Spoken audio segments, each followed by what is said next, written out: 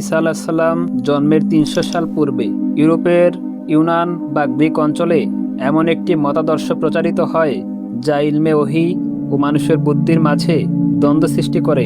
আল্লাহ তাআলার ভাবনা ও ইলমে ওহীর দিক নির্দেশনা ব্যতীত শুধু মানুষের বুদ্ধি অনুযায়ী জীবন পরিচালনার আন্দোলন শুরু হয়।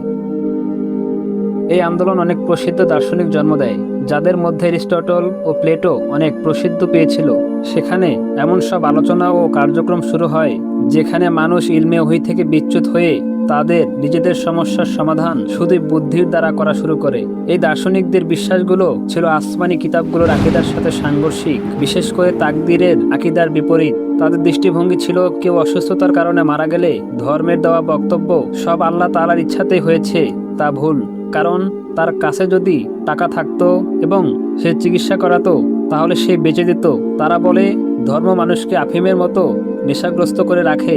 মানুষের মধ্যে এমন ক্ষমতা আছে যার দ্বারা সে নিজেই নিজের সব সমস্যার সমাধান করতে পারে, কিন্তু ধর্মের শিকড় মানুষকে এই কাজের অনুমতি দেয় না। তাই মানুষকে ধর্মের বাঁধন থেকে মুক্ত করতে হবে।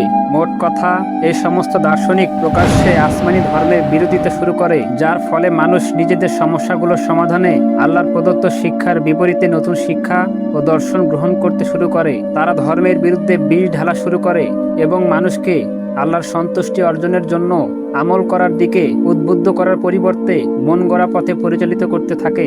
আর এখান থেকে মানুষের সব সমস্যা বুদ্ধি দ্বারা সমাধানের এক নতুন চিন্তাধারা ও দর্শন জন্ম নেয়।